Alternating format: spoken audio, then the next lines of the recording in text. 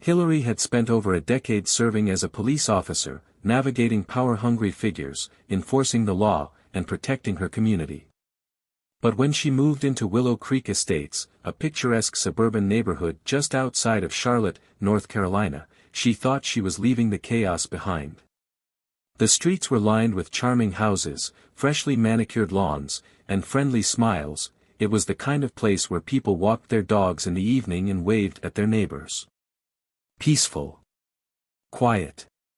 A perfect place to unwind after long, grueling shifts. At least, that's what she thought. It didn't take long for her to notice something was off. Small signs at first, neighbors speaking in hushed tones, glancing over their shoulders before discussing anything related to the HOA president, Karen Whitmore. Bright orange violation tags stuck to doors like warning signs. Ridiculous fines over the most trivial infractions. Then there were the patrols, men in matching black polo shirts with "Neighborhood Patrol" embroidered in white, walking the streets like self-appointed law enforcement. Hillary had dealt with corrupt officials before, but a civilian running a dictatorship in a suburban HOA? That was new. And it wasn't long before Karen's obsessive gaze landed on her. Hillary had seen her fair share of power-hungry individuals during her time as an officer, but nothing prepared her for the absurdity of Karen Whitmore's reign over Willow Creek Estates. It started with small, annoying notices, a bright orange warning taped to her mailbox, informing her that her front porch decor wasn't in line with community aesthetic guidelines. The decor in question? A simple welcome mat and a hanging fern. Hillary shrugged it off at first. But then, the violations escalated. A $250 fine for parking her police cruiser in her own driveway overnight, a vehicle that was legally registered and had never been an issue before. A threatening letter accusing her of unapproved surveillance, just because her patrol dash cam recorded while parked. And the final straw. A pink citation taped to her front door with bold red letters reading "Unlawful Conduct, Violation of HOA Security Checkpoint." The so-called checkpoint was nothing more than Karen's goons, middle-aged men with matching shirts, cheap walkie-talkies, and the delusion that they had actual authority, stationed at the entrance to the neighborhood. It wasn't just Hillary. Her neighbors suffered, too. Mrs. Patel, a retired school teacher, was fined for excessive plant growth because her roses extended an inch past her garden border. The Winstons, a young couple with 2 kids, were warned about unregulated noise disturbances, which turned out to be their children laughing while playing outside. Even Mr. Doyle, an elderly veteran, had his flag removed from his porch because it didn't match the exact shade of blue required by Karen's ridiculous rules. Hillary's frustration boiled into outrage. This wasn't about keeping the neighborhood tidy, it was about control. Karen had created a fake police state, wielding her fabricated authority like a dictator. Hillary clenched her jaw as she stared at the latest violation in her hands. Enough was enough. She had spent years upholding the real law. It was time to remind Karen that HOA rules didn't trump actual legal rights. Hillary had seen criminals try to intimidate their way into power before, but Karen Whitmore wasn't a criminal, at least, not in the legal sense. She was something worse, a bureaucratic bully with unchecked power and a clipboard filled with rules that only she seemed to understand. And now, she had an entire neighborhood under her thumb. People whispered in hushed voices at the community mailbox, exchanging nervous glances when Karen's self-appointed neighborhood patrol drove by in their ridiculous golf cart outfitted with flashing lights. Neighbors who had once been friendly and welcoming now avoided each other, afraid to speak up lest they be the next target. The community that had once felt like home now felt like a surveillance zone. Karen's enforcers, a group of out-of-shape, middle-aged men who took themselves far too seriously, lurked on street corners, watching for the slightest infraction. One evening, Hillary watched from her porch as they surrounded Mr. Doyle, the elderly veteran, grilling him like he was some sort of criminal. His crime? His American flag was an unapproved modification of his home's exterior. They made him take it down, his wrinkled hands shaking as he struggled with the pole. Hillary's fists clenched. It wasn't just the elderly suffering. The Winchester's teenage son, Chris, had been followed home from school by Karen's squad after riding his skateboard past the neighborhood entrance. They cornered him in his driveway, demanding to know if he had a permit for his recreational activities. A permit to skateboard. The next morning, Hillary saw the family's house tagged with a bright orange violation notice for unregulated activity on HOA property. The worst part? Karen was escalating. The letters were getting more aggressive, the threats more brazen. Fines weren't just petty annoyances anymore, they were financial weapons designed to force people into submission. One couple had been slapped with over $3,000 in fees for failure to comply with community aesthetic standards. Hillary exhaled slowly, her pulse hammering in her ears. This wasn't a neighborhood anymore. It was a war zone. And Karen was treating herself like the self-appointed dictator. But Hillary wasn't about to stand by and let her win. Not a chance. Hillary had been watching Karen's reign of terror unfold for months, waiting, documenting, planning. She had seen Karen humiliate Mr. Doyle, harass the Winchester family, and nickel-and-dime the neighbors into submission.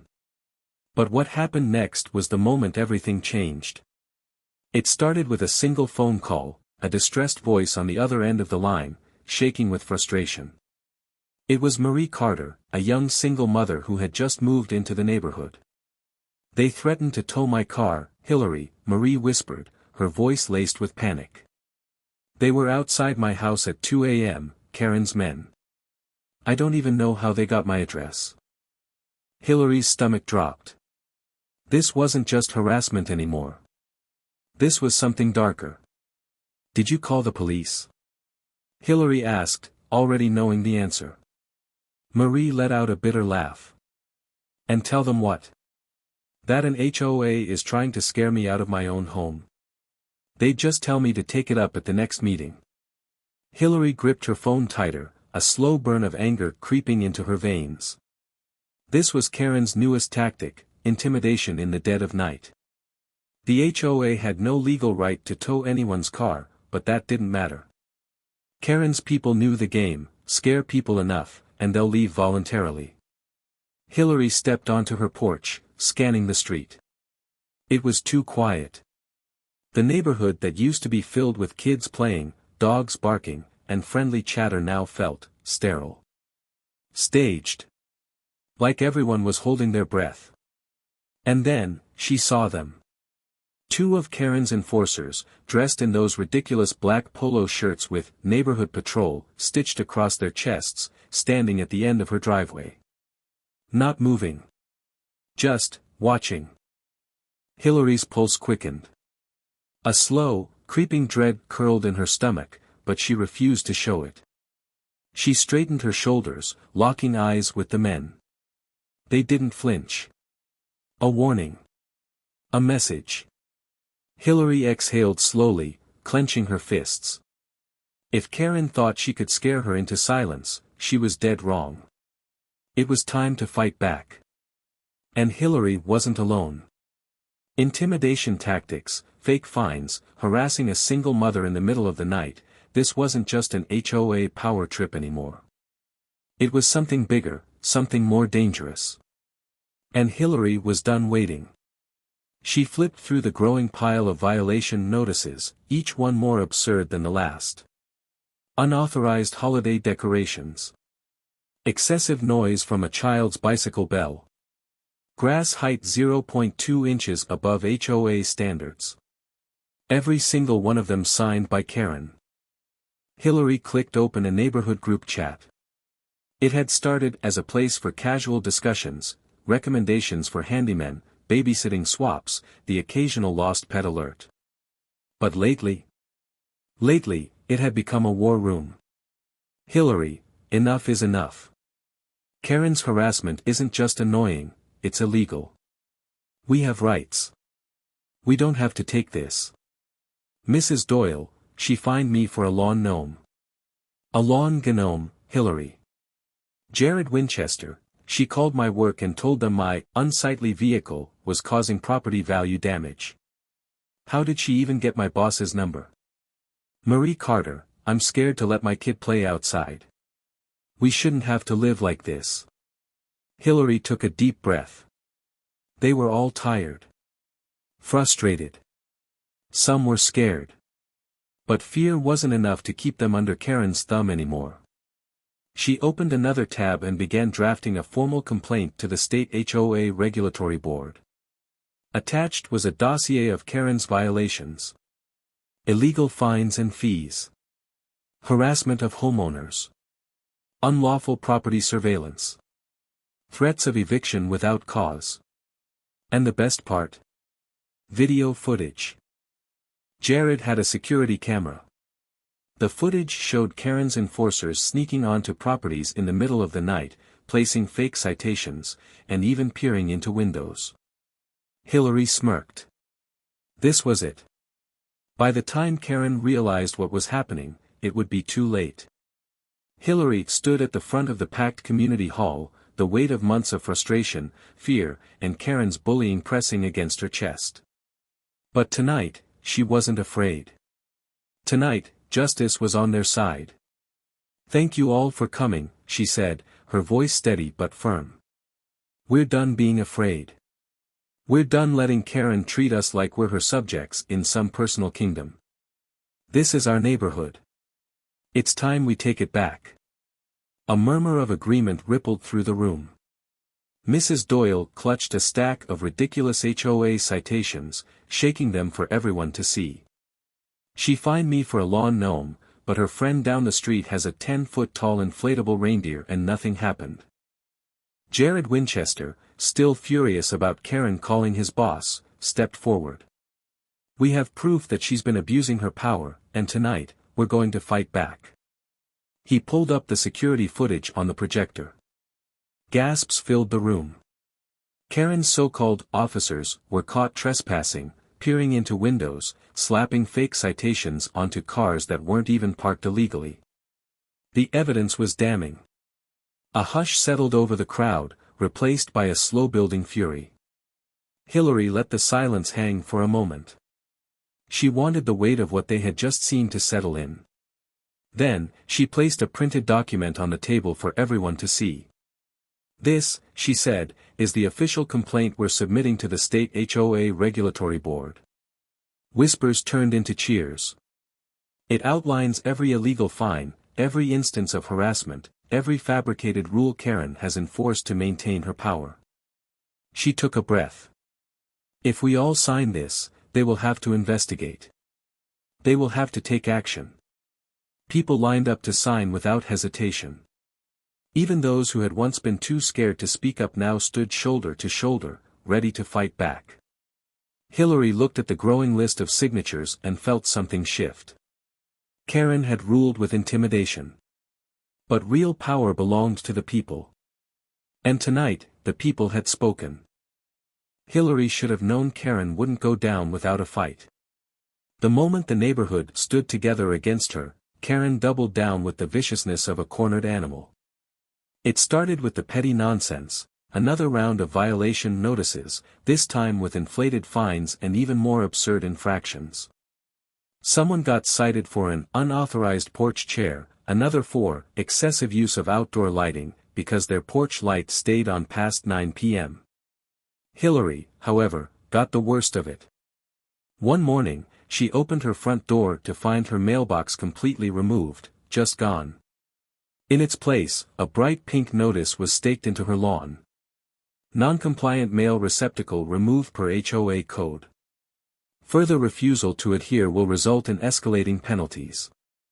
She knew exactly what this was, Karen's attempt at silencing her. Without a mailbox, how could she receive the official HOA correspondence or updates about their complaint? Karen was trying to cut her off from the fight. But the real breaking point came later that evening. Hillary had just settled in with a glass of wine when her phone exploded with texts from neighbors. Come outside. You won't believe this.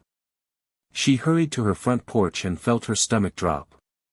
Karen's so-called neighborhood patrol was back in full force.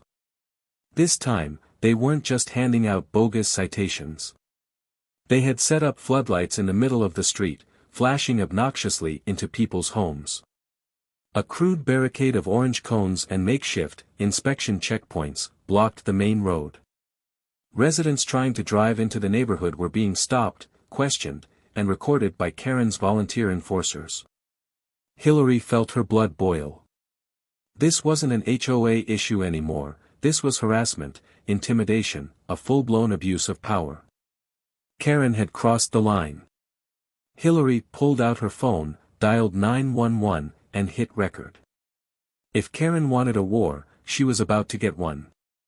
The morning after the illegal neighborhood blockade, Hillary woke up to dozens of missed calls, texts, and forwarded emails. The entire community was on fire with what had gone down. Karen's little empire had officially started to crumble, and Hillary was going to make sure it collapsed completely. Her first order of business?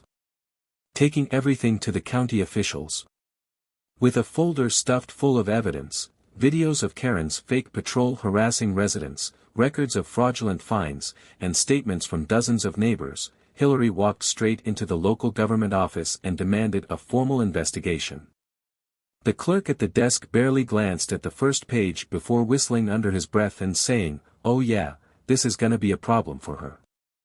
The problem escalated faster than Hillary anticipated. By midweek, county officials launched a full-scale audit of the HOA's finances. As it turned out, Karen had been doing more than just terrorizing homeowners, she had been lining her own pockets. The fraudulent fines she issued? Never reported to the HOA's official budget. The patrol expenses she used to justify her power trip? Pulled from community funds with zero oversight. Karen had used the HOA like her personal kingdom, and now, the kingdom was revolting. The news spread like wildfire. At the next HOA meeting, Karen walked in wearing her usual smug expression, clipboard in hand, only to find that she was no longer leading the meeting. Instead, a county auditor stood at the podium, flanked by two serious-looking officials. "Karen Whitmore, effective immediately, you are being removed as HOA president pending a full financial investigation." Gasps rippled through the room. Karen's smirk shattered into sheer panic. She whirled toward her allies, only to find that they had abandoned her. Her cronies who once nodded along to her every ridiculous rule suddenly acted like they barely knew her. Hillary folded her arms, watching with satisfaction as Karen stammered excuses, demanded special treatment, and then, finally, was escorted out of the meeting by security. For years, Karen had ruled with an iron fist. Now, she was nothing more than a disgraced tyrant, ousted by the very people she tried to control. The moment Karen realized she had lost everything, her carefully constructed facade cracked like cheap porcelain. She had spent years ruling the neighborhood with an iron clipboard and an overinflated sense of self-importance, but now, standing in the middle of an HOA meeting that had turned into her public downfall, she was out of moves.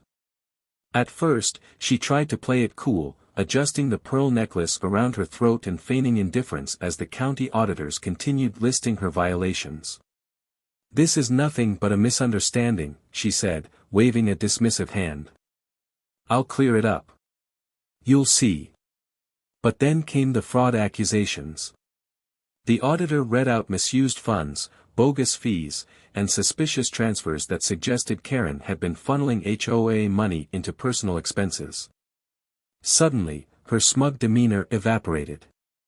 The color drained from her face, her hands clenched into fists, and for the first time, she looked genuinely afraid.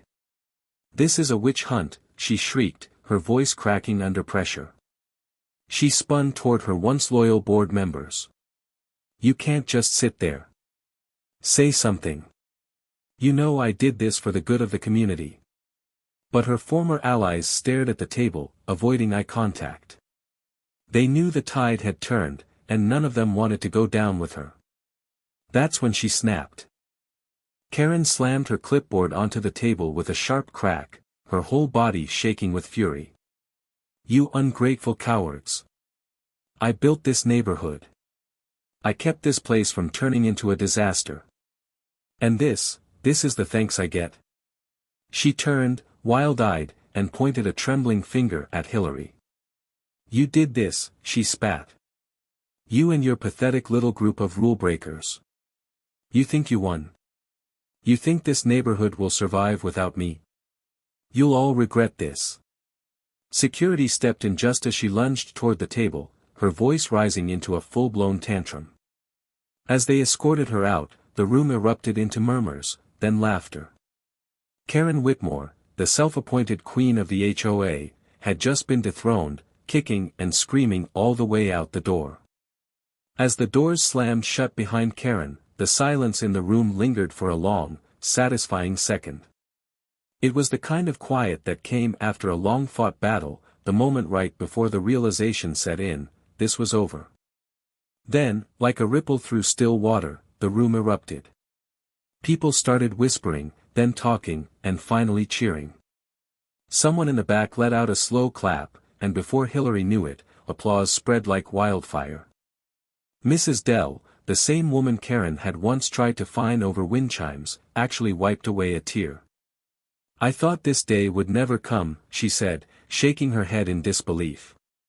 For the first time in years, the neighborhood had won. Hillary exchanged looks with Mr. Evans and the other neighbors who had spent months gathering evidence, pushing back, and standing up for their rights. They did it.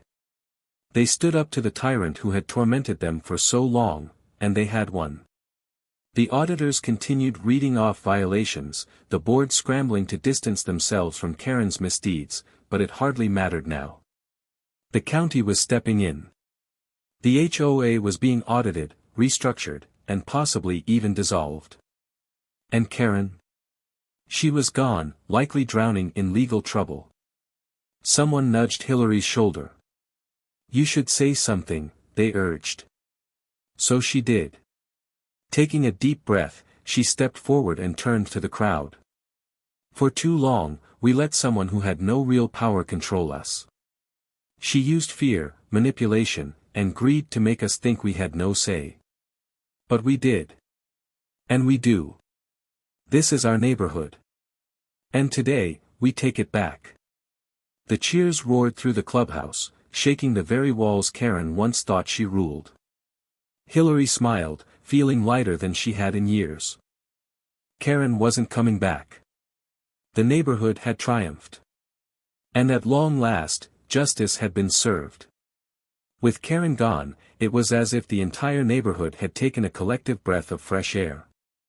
The weight that had settled over Oakwood Estates for years had finally lifted, leaving behind something unfamiliar but welcome: peace. No more bogus fines slipped under doors, no more late-night patrols flashing lights into windows, no more fear of stepping outside and finding yet another ridiculous violation notice tacked onto someone's mailbox. The reign of Karen was over. Her departure wasn't quiet, nor was it graceful. She left kicking, screaming, and threatening lawsuits against everyone who so much as looked her way. She made it clear to anyone who would listen, mostly the few remaining board members who still clung to whatever power they thought they had, that she would not go down without a fight. But the truth was, the fight was already over. The evidence against her was overwhelming. Financial misconduct. Illegal fines. Harassment. False legal claims. The county's investigation had gone deep, and by the time it was over, Karen was not just disgraced, she was ruined. The HOA board scrambled to clean up the mess she left behind, but the damage was done. The community demanded change. Real change. Within weeks, the entire board was forced to step down, unable to regain the trust of the residents they had once helped Karen manipulate. Elections were held. This time, real homeowners, *** people who actually cared about the neighborhood rather than controlling it, *** ran for positions. By the time the dust settled, Oakwood Estates had a new, fair, and transparent board, one that actually worked for the people, not against them. Karen's home was listed for sale not long after. No one knew exactly where she went, though rumors circulated that she had moved to another HOA-run community across town. Old habits die hard, and Karen didn't know how to exist without power. But this time, she would be just another homeowner.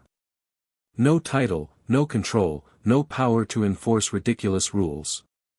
Just another name on a mailbox, a bitter memory of what used to be.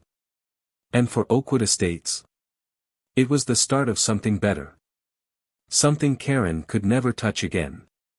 The change in Oakwood Estates was almost instantaneous. It was as if the entire neighborhood had woken up from a long, suffocating nightmare. Karen was gone, her iron grip shattered, and for the first time in years, people felt truly free in their own homes. No more ridiculous citations, no more fabricated fines, no more anxiety about whether a flower pot on the wrong side of a porch would trigger a new rule violation. Peace had returned, but more than that, unity had been restored.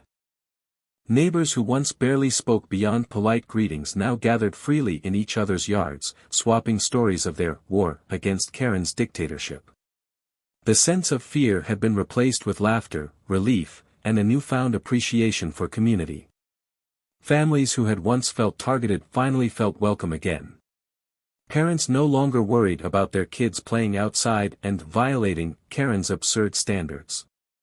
Mrs. Dell, the elderly woman whose wind chimes had once been labeled as noise pollution, hung a brand new, even larger set in celebration, and the sound rang joyfully through the streets.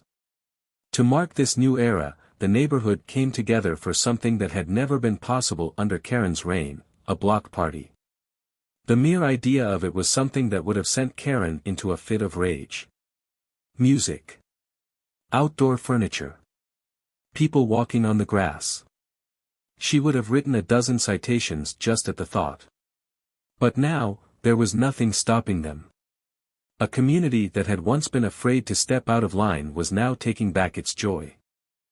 Families set up tables with homemade dishes, kids raced up and down the sidewalks with chalk in hand, painting colorful murals on the pavement, art that would have once been deemed an HOA violation.